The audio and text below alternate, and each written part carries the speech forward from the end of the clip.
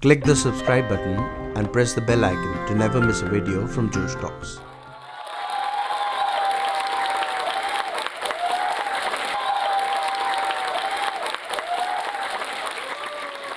A very good afternoon to all of you.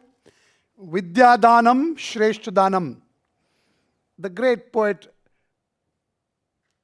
Rabindranath Tagore said,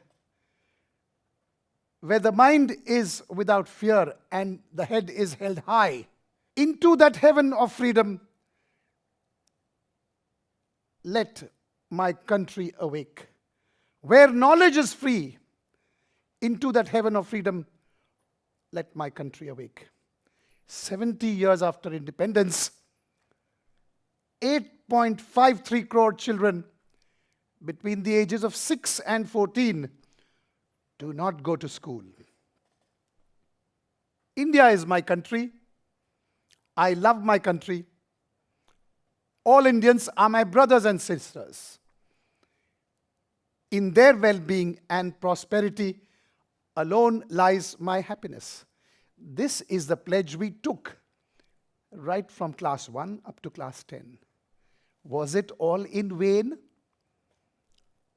By my first profession, I am a marine engineer.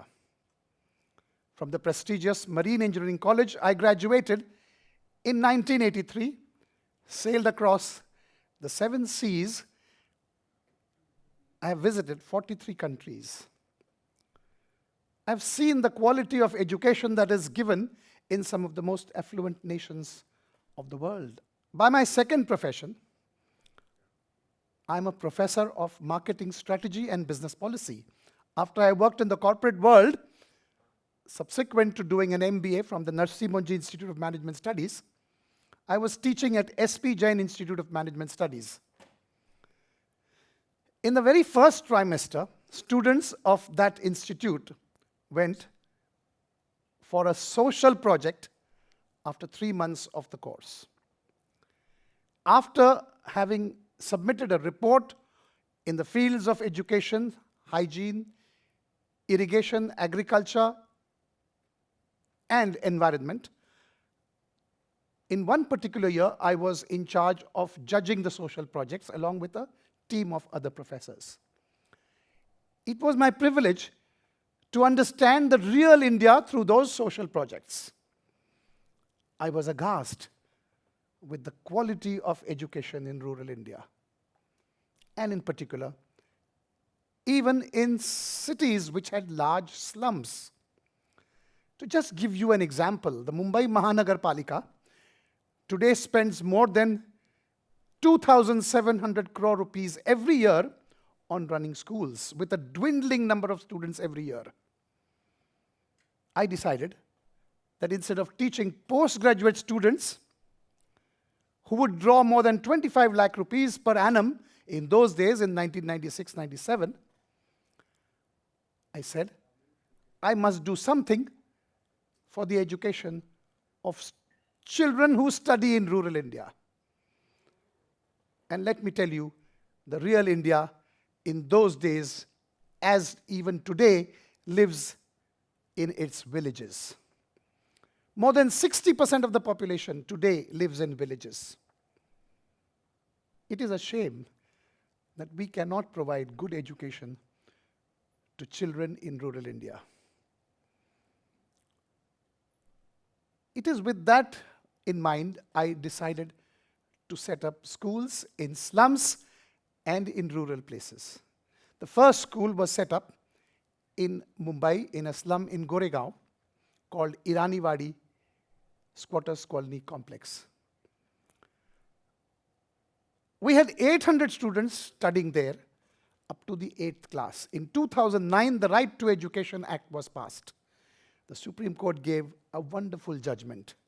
It said 25% of all seats in private schools have to be given free to children who came from poor families below the poverty line. And that very year, in 2009, we took the decision that we must stop our school in Mumbai, transfer all those children to some of the good schools close by from our school, and only focus on setting up schools in rural India. The problem was on hand. It was gigantic. It was not so easy. How do I get the funds to set up schools in rural India? After giving a thought, along with my trustees, we came upon an idea that we must get some captive audience to listen to our request for funds. I racked my brains and realized that there could be no better captive audience than what is available in the Mumbai's local trains. When I told my co-trustees that I'm going to go into the local trains and ask people for funds, he said, "Are you a beggar? And is this what you want to do?" I said, "Beggar or not, I have a captive audience there, and they are going to listen to me with only two options they have. One is either they listen to me and therefore put their hands in their pocket and give me something as a donation. The second option is that they tell me to get out of the train." And believe me, I was prepared for both. So that people who would look at the box will feel confident about putting in some money. But believe me, on the day, 26th September 2010, though I got into the train at Goregaon station, from Goregaon up to Santa Cruz station, I did not have the courage to take out the box from my bag. And then when Santa Cruz station passed, I said to myself, if not now, then it will never happen again. And believe me, at Santa Cruz station, I mustered all my courage with one of my co-trustees standing a little distance away to observe what was happening. Some very good incidents happened from the day one. There was a group of 4-5 young boys who were eating gutka. In Mumbai language, they are called taporis, and making some noise in the train. They heard my talk. The rest of the people in the train were also listening. But one of the Tapori boys said to the other three, "देख वो आदमी बच्चों को पढ़ाने के लिए, शिक्षा के लिए भीख मांग रहा है. That man is asking money. He is begging for money to teach children. And I'm going to give him 2 rupees and eat 1 gutka less today." Imagine, 2 rupees, even a Tapori boy willing to give in the name of education to support this cause of Vidyadanam Shreshtadanam. That was the turning point for our trust. And my co-trustee, who was standing at a distance, later when I got down from the train, told me, "You are on the right track. Please continue doing this."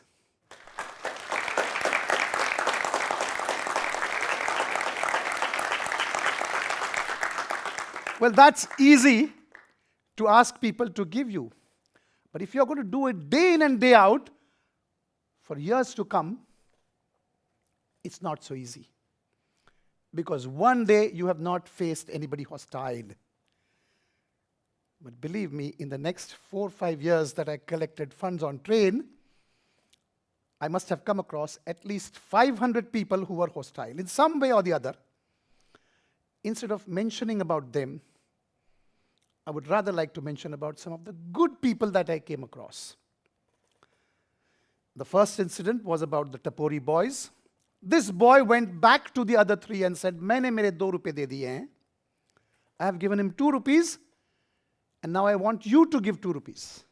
Those boys told him, "What he does with your money, you would not know." And he replied, "मेरी नियत अच्छी है, उसकी नियत अगर खराब है, if he is dishonest, he will use the money for whatever wrong reasons. But my intentions are that I have given him for education of poor children." And he convinced 2 others to give 2 more rupees, and he had put in that box. That is the first incident I would like to always remember for the rest of my life. There were incidents where I have celebrated all kinds of festivals, and believe me, I got invitations, I got small packets from people in the train, who had by now known me as the professor who begs on train. If I can do it, why not others? We all have our background in some village or the other. We were not all from the city. Maybe a generation before us, maybe 2 generations before us, people have come to the city, and that is why we are in Mumbai or in other cities.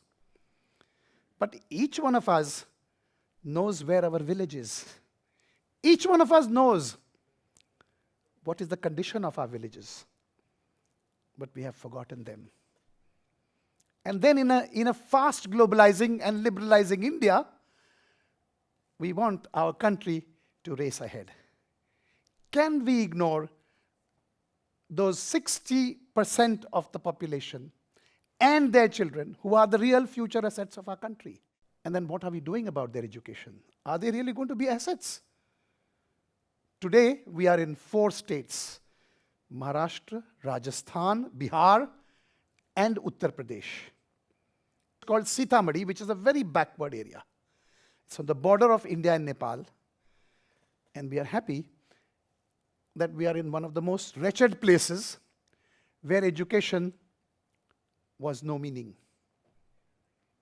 I had one incident in Mumbai where somebody sitting with his little son of 7, 8 years old asked me, how do you teach English in Rajasthan to those Adivasi children when they don't even know a little bit of Hindi? And then I took permission from him to talk to his son. I said, Beta, aap kaun si school mein jate ho? And pop came the answer. He said, St. Mary's English Medium School. And I told the father, your son has answered your question. Are those children in those villages where I teach our stepchildren? Have we forgotten the pledge that we took?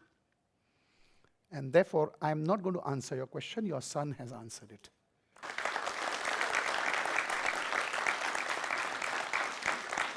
Having said that, let me also tell you how we teach English in villages in India, where teachers are not competent to teach, where the teachers can't utter a single sentence of English.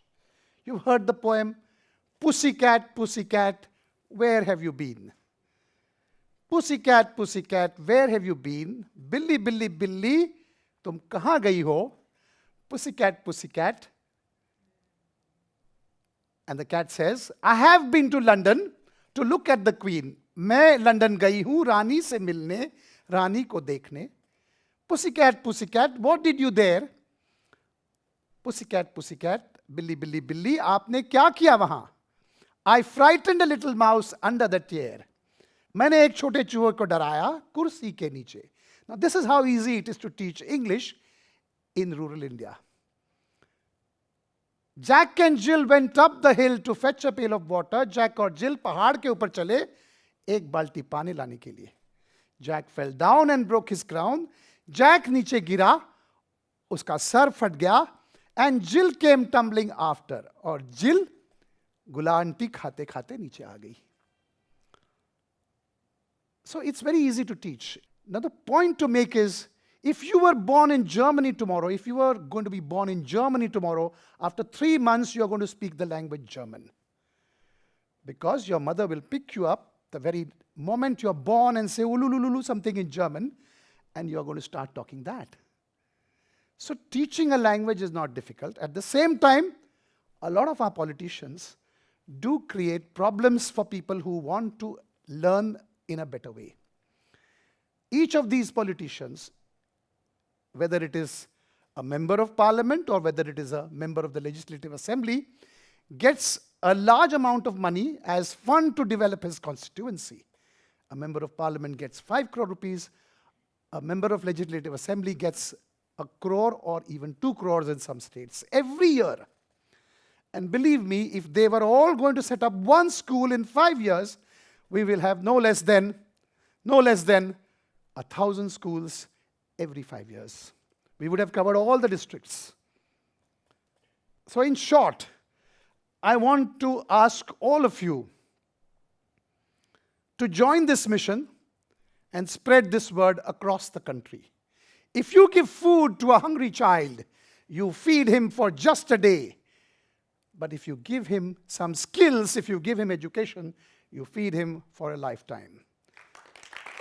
मैं आप सबका बहुत आभारी हूं. Grateful to each one of you for this. If you have liked this talk, please comment below and subscribe to JoshTalks.